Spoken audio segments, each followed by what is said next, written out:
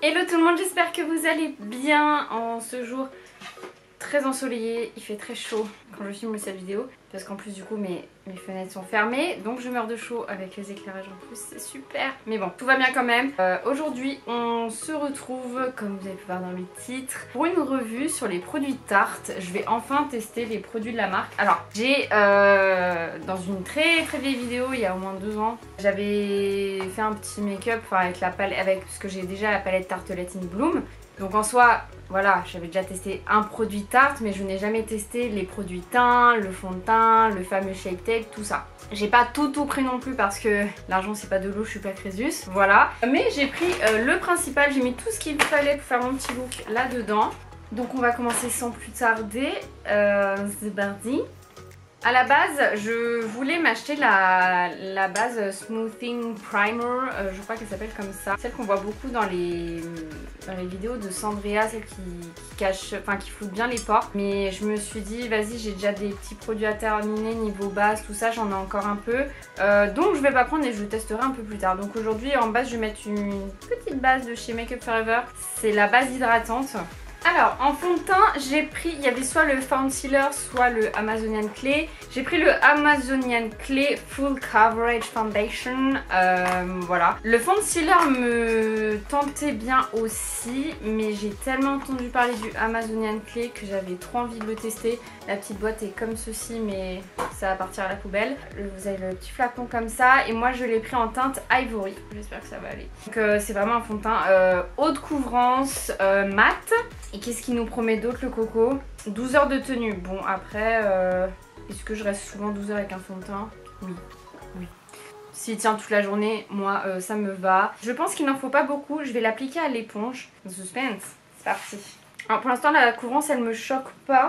Donc bon, je vais faire le reste du visage, on verra bien. Pas d'odeur en particulier, ça va. Alors il paraît épais quand on l'applique comme ça sur la main.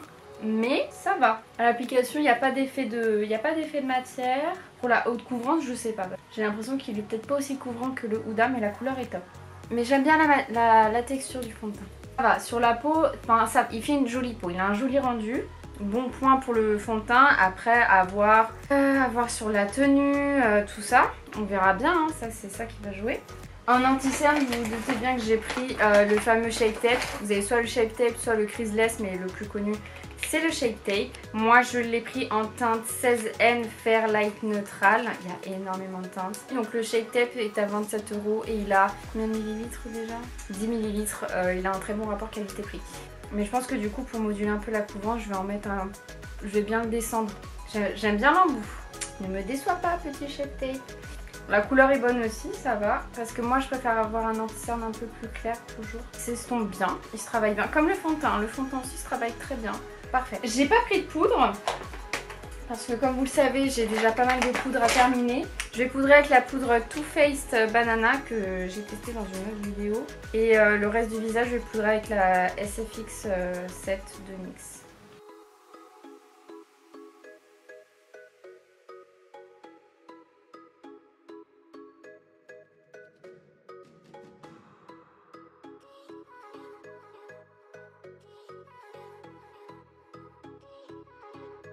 Alors ensuite pour le reste du teint, j'ai pris ce qu'ils vendent, les mini palettes où il y a tout dedans. Si je vous la monte à l'endroit c'est mieux. Donc là j'ai un highlighter, un blush et un bronzer directement. Vous savez vous avez aussi la Pro Glow To Go.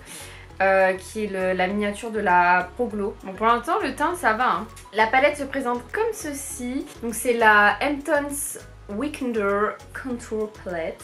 Et donc à l'intérieur elle se présente comme ceci. Donc l'highlighter, le blush, le bronzer. L'highlighter c'est le Beach Getaway, le blush c'est le Summer House et le bronzer c'est Farmer's Market. Donc c'est parti, on va commencer par le bronzer. Je prends un petit pinceau comme ceci, c'est un Elsa Makeup. Alors la couleur m'a l'air pas mal, il a l'air assez froid. Alors les palettes de Tarte elles sentent un peu comme les Too Faced, elles sentent un peu le cacao.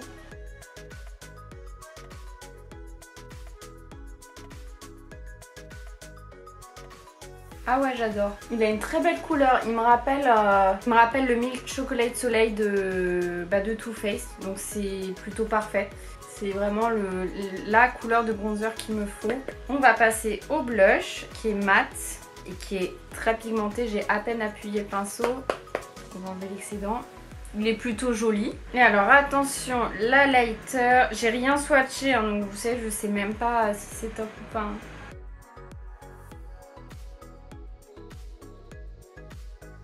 Alors la lighter, c'est pas la lighter de l'année. Non, il est joli, hein. Je dis pas, hein, mais il est pas dingue non plus. J'applique mon petit paint pot sur les yeux.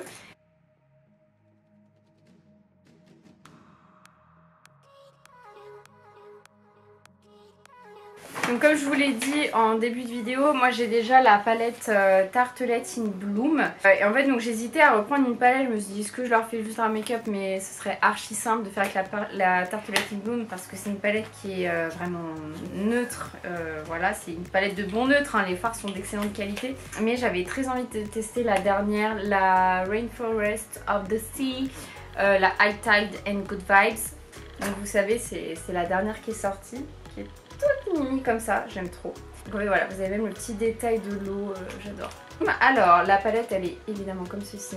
Après je vous avoue j'ai un peu peur de travailler les fards pailletés du milieu, hein. Je sais vraiment pas à quoi m'attendre, mais les fards sont vraiment très très beaux. Moi qui suis pas très bleu et tout, celui qui me fait le plus envie c'est les paillettes, c'est ce fard pailleté bleu. Ah il n'y a pas de fard cher. Donc j'ai pas de quoi poudrer. Donc ça j'avais pas remarqué, j'avais pas fait attention. Je vais chercher un fard cher. Bon bah du coup j'ai été prendre mon fard cher Kiko. Donc je vais déjà poudrer le dessous de mon sourcil. Je sais pas trop dans quoi m'aventurer aujourd'hui. Déjà, je vais partir sur ce qu'on appelle une valeur sûre. Je vais au moins mettre une jolie teinte de transition. Je vais mettre la teinte Beach Therapy qui est ce joli fard neutre juste ici. Voilà, je vais la mettre dans mon creux de paupière.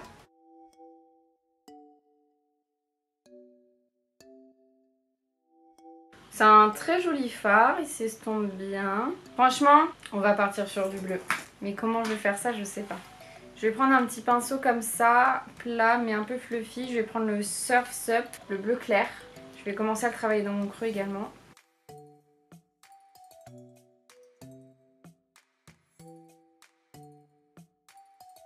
On dirait qu'il tire sur le vert.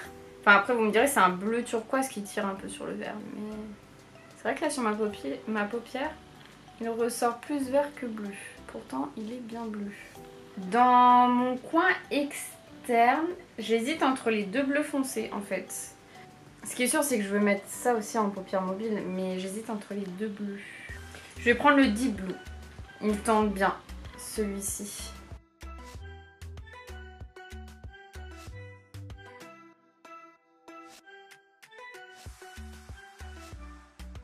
C'est un joli bleu.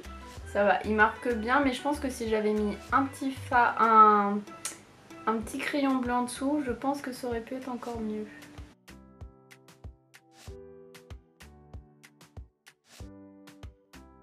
Je vais prendre un petit 230 de chez Zoeva et je vais reprendre le même fard. Je vais le mettre dans mon sur mon ratine inférieur.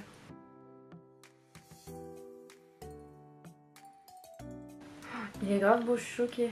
J'ai pas l'habitude de me voir avec autant de bleu sur les yeux. Du coup, je vais reprendre le fard plus clair, le Surf's Up, et je vais l'estomper avec.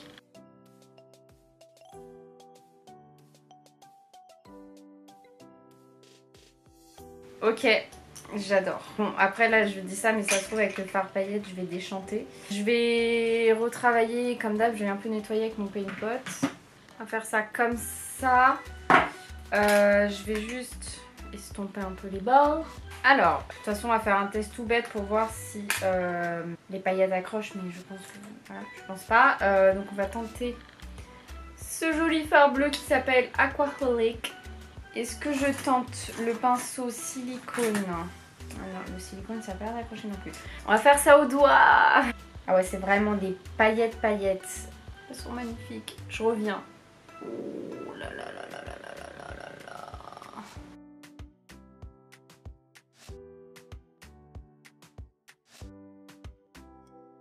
Elles sont magnifiques. Non mais les gars, je suis amoureuse des paillettes. Faut que je nettoie tout ce bazar qui est tombé.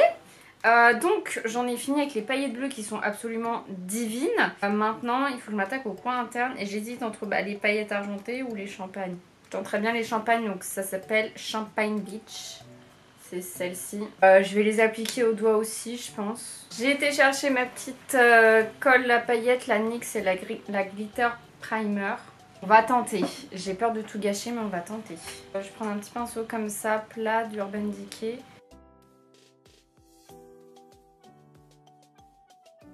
Et après je vais venir prendre les petites paillettes.